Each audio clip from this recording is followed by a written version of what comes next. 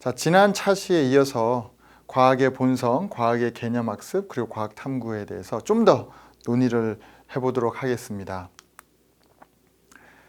자, 탐구 수업에 있어서 그러면 지난 차시에 우리가 얘기했던 과학의 그 개념을 하나의 구조로 봐야 된다라고 하는 게 어떤 의미가 있는지, 지난 차시에서 제가 말씀드렸지만 탐구 수업의 가장 큰 장점이 실험 결과를 통해서 학생들에게 자신들의 가설이 잘못되었다는 것을 보여줄 수 있다는 것이죠. 자기가 원하는 대로 해보고 자기의 생각에 맞춰서 했더니만 내 생각과 다른 결과가 나왔네? 그러면은 내 생각이 잘못됐다는 것이고, 그러면 어떻게 이거를 해석을 할 것인가? 과학적 개념을 교사가 도입을 하면서 학생들에게 본인들의 생각은 반증하고 과학적 지식을, 개념을 습득할 수 있도록 도와주는 게 탐구학습의 주 흐름인데요. 근데 맹점이라고 하게 되면 지난번에 잠시 얘기했지만 포퍼의 반증주의에 너무 기초해가지고 학생들이 잘못됐다, 그러니까 이건 잘못됐고 이게 맞는 거다라고 설명해 준다고 해서 학생들이 쉽게 그거를 또 받아들이지 않는다는 것을 여러분들이 인지를 하고 있어야 된다는 게 포인트입니다. 이게 반증을 하려고 하는 게 잘못된 게 아니라, 반증을 한다고 해서 학생들이 그렇게 반증이 되고 개념을, 과학적 개념을 바로 잘 이해할 수 있는 게 아니다라는 것을 여러분들이 알고 있어야 된다라는 게 여기 포인트고요. 그러면 어떻게 해야 되냐 그러면 학생들의 개념을 반증하는 것을 주 목적으로 하는 게 아니라 첫 단계에서는 학생들의 개념을 이루고 있는 구조를 파악하는데 목적을 두고 탐구 수업이 이루어져야 한다라는 게 여기에 의의입니다. 갑자기 이제 복잡해지죠.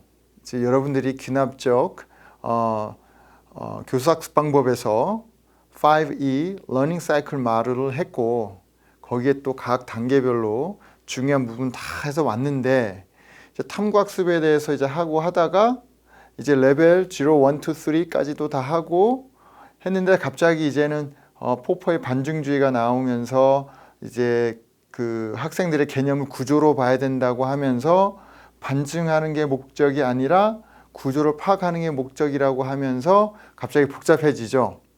자, 이 수업을 통해서 여러분들이 이걸 다 이해할 수 있을 거라고 생각하지 않고요. 이런 것도 있구나라는 것을 알고만 있으세요. 그래서 나중에 실제로 여러분들이 수업을 짜보고 해보고 경험이 있어야만이 지금 제가 말씀드리는 게 실질적으로 어떤 의미인지 더 쉽게 다가올 수가 있을 거라 생각합니다. 그래서 처음부터 이런 식으로 수업을 여러분들한테 짜는 걸 기대하는 건 아니고요. 여러분들이 수업을 짠다 그러면 아마도 가장 간단한 탐구 수업 중심으로 시작을 하고 조금 더 발전을 시켜서 여러분들이 경험이 쌓였을 때 그 다음에는 이런 식으로 좀 더 한 단계 어드밴스된 방향으로 나아갈 수 있지 않을까 생각합니다. 어쨌든 간에 제 입장에서는 많은 것을 여러분들에게 설명을 해줘야 되기 때문에 지금 설명을 드리는 것이고요. 자, 그러면 예를 한번 들어볼게요. 열전도, 지난번에 히트 트랜스퍼에 대해서 했었는데요. 또 너무 많은 다양한 주제 갖고 하게 되면 또 헷갈리니까 가능하면 했던 거를 중심으로 한번 해보도록 하겠습니다. 자, 여기 실험 제가 갖고 온 게 뭐냐 하면 털 목도리 속 얼음 실험이에요. 이제 가설 검증 중심의 수업, 또 이 수업을 통해서 학생들의 생각을 반증시키는 게 이제 목적인데, 지금 잘 보이시는지 모르겠습니다. 이게 털목돌이고요. 여기 얼음이 있어요. 얼음 아이스 큐브가 여기 있는데 잘 보일지 모르겠습니다. 이걸 덮었습니다. 덮었어요. 그래서 세팅이 이렇게 되는 거예요. 이렇게 덮은 거하고 그냥 상온에 노출된 거 두 개가 있는 거예요. 자, 이걸 상온에 노출시켰을 때 어느 곳에 얼음이 더 빨리 녹을까라는 것이죠. 그래서 예측을 하게 하는 겁니다. 자, 여러분들 한번 예측을 해보세요.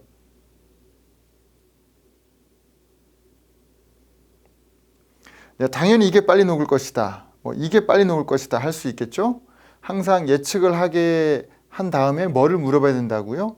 왜 그렇게 생각하는지를 꼭 물어보셔야 합니다. 그게 학생들이 보통 이제 생각하고 있는 가설이거든요. 설명.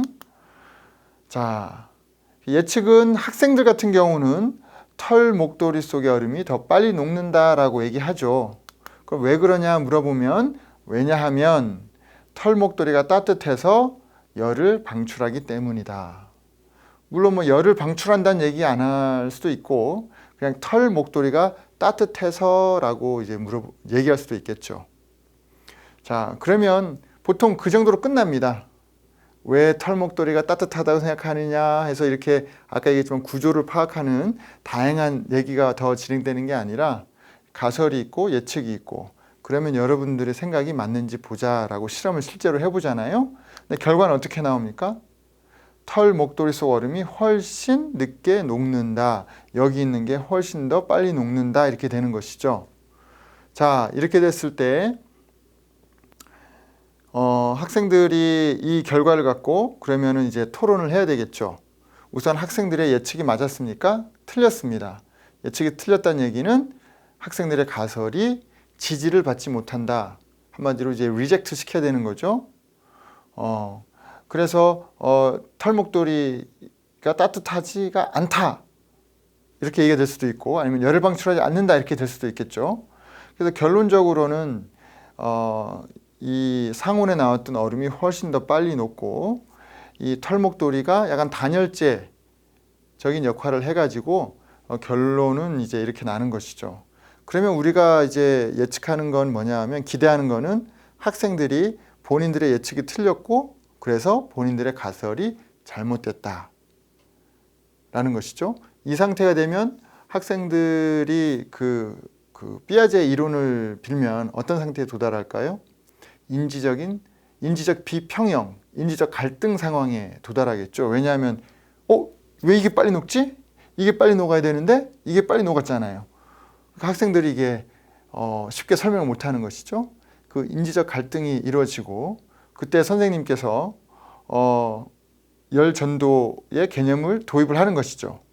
털 목도리가 열을 방출하는 것이 아니라 열의 전도를 차단해서 단열 작용을 한다. 그래서 학생들이 가설이 잘못됐다라는 것을 막 설명을 하는 거예요. 그때부터 여러 가지 예시도 주고 설명도 이제 하고 하겠죠. 그렇지만 학생들이 그렇구나, 내 생각이 잘못됐구나 해서 착 해서 자기네 생각을 포기하고 이 새로운 개념을 바로 습득하진 않을 것이다 라는 것을 알고 있으라는 것입니다. 근데 이게 보편적으로 우리가 하고 있는 탐구 수업을 보통 이렇게 하는 거예요. 그래서 이게 이 수업이 나쁘다라는 건 아니고 가끔은 선생님들이 생각이 뭐냐 그러면 이런 식으로 학생들의 생각이 잘못됐다는 것을 바로 보여주고 그 다음에 열 전도 개념을 딱 설명해주면 학생들이 바로 이해를 할 수 있을 거라고 생각하는데 그렇지 않을 수도 있다. 그렇지 않을 확률이 많다라는 걸 잊지 마시고 그러면은 어떻게 하느냐 개념 구조 파악 중심으로 수업을 해보자 라고 했을 때는 학생들이 예측할 때 그 예측을 도출시키는 가설을 파악을 해야 된다. 아까도 가설을 파악을 했죠. 근데 가끔은 또 예측만 하고 어떻게 될까요? 이게 빨리 녹아요? 저게 늦게 녹아요? 예측만 하고 그 다음에 가설을 안 물어볼 때도 있어요. 선생님들이 그럼 네 생각이 맞느냐 틀리냐 보자 라고만 할 때가 있는데 항상 가설을 물어보고 근데 또 하나 왜 그렇게 생각하는지 가설을 지지하는 경험이나 가정 이런 것들을 파악해야 된다는 것입니다. 그럼 학생들로 하여금 왜 털목도리가 따뜻하다라고 생각하니? 라고 물어보면 겨울에 털목도리 하면 따뜻하거든요. 그럼 네가 생각한 따뜻하다는 의미가 뭐야? 라고 해서 계속 물어보면서 학생들의 경험을 공유하고 그 다음에 가정도 공유하고 하는 것이죠. 그래서 이 털목도리가 열을 방출할 수 있다는 게 가정이잖아요. 털목도리가 열을 방출할 수 있는 가정인데 또 이런 거에 대한 경험이나 실험도 한번 해보고 자 그러면 털목도리라든지 오리털 점퍼나 가죽장갑에 대한 학생들의 생각도 경험해보고 또 이런 얘기 하다 나오다 보면 뭐 보온병 얘기가 나올 수도 있고 그 다음에 우리 아이스크림 같은 거 넣어주는 그 스타이로폼 쿨러 있잖아요. 쿨러에 대한 경험도 공유할 수가 있고 그 다음에 녹는다. 그 얼음이 녹는다. 그 빨리 녹는다. 늦게 녹는다. 그럼 녹는 게 뭐니? 라고 했을 때 그 얼음이 녹는다라고 했을 때 얼음은 왜 녹을까라고 해서 학생들한테 이제 그림을 그려보도록 할 수도 있죠.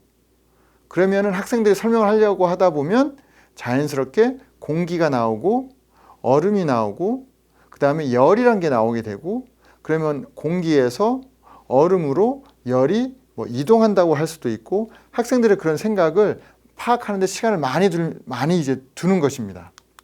그 다음에 또 아까 그 실험으로 가기 전에 이 온도계를 이용해서 털목도를 덮었을 때 온도 측정하는 것은 아까 우리 얼음 실험 한 후에 할 수도 있고 하기 전에 할 수도 있고 상황에 따라서 다양한 것을 할 수도 있다는 것이죠. 좋습니다. 그럼 이렇게 하다 보면 이게 되게 복잡해지죠. 왜냐하면 개념 구조를 파악하려고 하다 보니까 되게 복잡해져요. 한 현상에 대해서 이게 간단한 게 아니라 아주 복잡해진단 말입니다. 근데 문제는 뭐냐 하면 우리가 어떤 현상이 일어났을 때 간단한 게 아니에요. 아까 얘기했지만 얼음이 녹는다. 녹았을 때 왜 녹느냐? 그걸 학생들로 하여금 설명을 해보라고 하고 그걸 그림으로 그려보라고 하고 그 다음에 열이 뭐 이동한다 이렇게 했을 때는 화살표를 한번 이용해서 그려보라고도 하고 자 그럼 똑같은 상황 털목도리였을 때 그럼 열은 어디 있고 그걸 화살표로 그려보고 이렇게 하다 보면 이걸 다 묶으면 이게 하나의 모델이 되는 것인데요. 이게 모델 베이스드 탐구 수업입니다. 자, 잠시 설명을 하면요. 탐구 수업인데요. 탐구인데 이 요새는 모델 과학자들이 하는 게 뭐 딸랑 이거 하나 해서 이걸 뭐 증명하고 뭐 하는 게 아니라 과학자들이 어떻게 과학을 하는가 봤더니만 거의 대부분이 많은 사람들이 모델을 만든다는 거죠. 이걸 설명하기 위해서. 단순하지가 않잖아요. 아까 얘기했지만 얼음이 녹는 거, 왜 녹는지에 대한 모델이 있는 거고 그 다음에 털목도리가 있을 때 왜 그렇게 되는지 예측을 하겠지만 그것도 하나의 모델을 이제 만들어 보는 거죠. 그 다음에 실험을 해보고 그 모델을 수정하고 이렇게 하는 것입니다. 하나의 교수 전략으로서 학생들이 자연 현상에 관한 이해와 예측을 잘할 수 있도록 과학적 모델을 만들고 평가하고 수정하도록 하는 것입니다. 자, 예를 들면은요. 지금 학생들이 했던 거 예를 하나 들고 왔는데요. 자, 이거 같은 경우는 잠수함이 어떻게 가라앉았다, 올라앉았다 이렇게 할까요? 라고 하는 것에 대한 모델입니다. 학생들이 엄청나게 많이 적어놨죠. 자, 그전에는 그냥 우리가 잠수함이 있으면 왜 가라앉을까? 이게 부력을 낮추고 뭐 부력을 높이고 아니면 이게 뭐 공기에 뭐를 이게 낮추고 높이고 이렇게 단순하게 했었다고 하면 지금은 잠수함이 가라앉고 떠오르고에 관한 모든 과정에 관해서 상세하게 많은 것들을 집어넣어 가지고 모델을 만드는 거예요. 이 속에서는 학생들의 어떤 선개념도 들어가 있을 거고 그거를 선개념이 나오게 된 경험 같은 것도 여기 들어갈 수 있을 거고 많은 내용들이 들어갈 수가 있겠죠.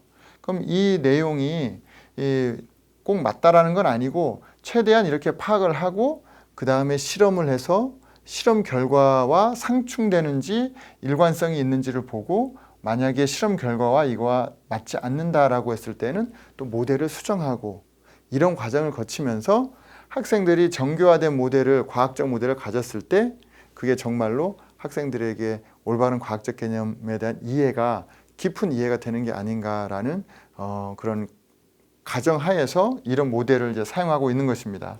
이것도 자동차인데요.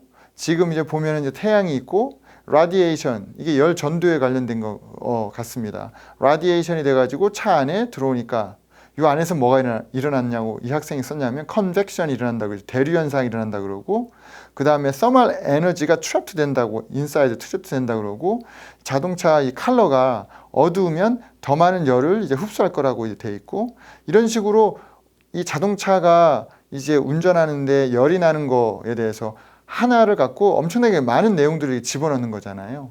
이런 모델들을 이제 만들고 그다음에 실험을 하고 모델을 그다음에 수정을 하고 그게 이제 모델 베이스드 탐구 수업입니다.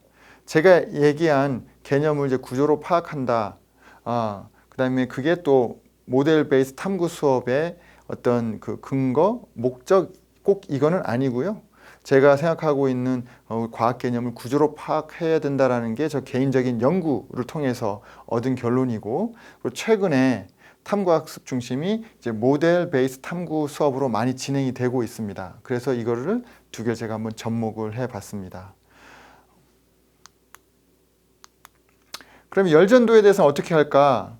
그러면 학생들이 털 목도리로 싼 얼음이 빨리 녹는다고 예측하는 이유를 이제 파악을 하고 경험을 얘기하도록 하고 겨울 코트를 입었을 때 목도리를 할 때 장갑을 낄 때 운동화 신었을 때 등 그럼 얼음이 왜 녹는지 논의를 하고 실제로 한번 관찰을 해보고 책상이 얼음이 녹는 것을 또 자세히 한번 관찰을 하고요. 얼음이 녹는 현상과 털 목도리로 쌓은 얼음은 어떻게 될지 예측을 하고 현상에 대한 모델을 또 만들어 보는 것이죠. 아까 제가 얘기했듯이 얼음이 녹는 거에 대한 모델, 그 다음에 코트나 이런 걸 입었을 때에 대한 모델, 그런 걸 만들어 보면서 한마디로 열 전도에 관한 학생들이 경험과 선지식을 다 끄집어내는 것입니다. 그리고 탐구 활동을 하고 결과에 기초해서 모델을 또 수정하고 얼음 활동에 대한 예측을 또 다시 하게 한다라고 나와 있습니다. 이건 제가 한번 생각했던 거고요. 실제로 제가 이거 수업을 현장에서 해보진 않았고 지금 모델 베이스 탐구 수업을 지금 학교에서 지금 연구하고 있는 선생님들이나 학생들이 아마 있을 텐데 제가 언젠가는 한번 꼭 어플라이를 해서 실제 한번 데이터를 이제 얻어보고 싶은 생각입니다. 자, 그러면 제가 말씀드렸던 거 한번 다시 한번 쭉 한번 정리를 한번 해볼까요? 우리가 탐구학습 오기 전에 제일 처음 얘기했던 게 이제 연역적, 그 다음에 귀납적 교수학습 방법에 대해서 얘기를 했고 연역적 교수학습 방법으로 이제 모델링 스트래티지에 대해서 얘기를 했고요. 귀납적 교수학습 방법으로 5E 러닝 사이클 모델 탐구 수업인데요. 탐구 수업 모형에 대해서 얘기를 했습니다. 그래서 5E 스텝에 대해서 얘기를 했고 5E 스텝에서 제일 중요한 게 exploration. 거기서 학생들이 연구 질문이 있어야 되고 그 다음에 탐구 활동을 거기서 해야 된다라고 얘기를 했는데 그 exploration 이걸 짤 때 선생님이 질문을 주느냐 학생들이 질문을 만들어내느냐에 따라서 인쿼리 레벨이 1, 2, 3 이런 식으로 다양하게 나눠질 수 있다라고 말씀을 드렸습니다. 그리고 이런 탐구 수업의 장점이 학생들이 본인의 개념을 가지고 기존의 이제 생각을 가지고 실험을 하고 예측을 해보고 결과를 확인해 봄으로 해가지고 본인의 아이디어가 맞는지 틀리는지 직접 확인을 해볼 수 있다는 장점이 있다고 했고요.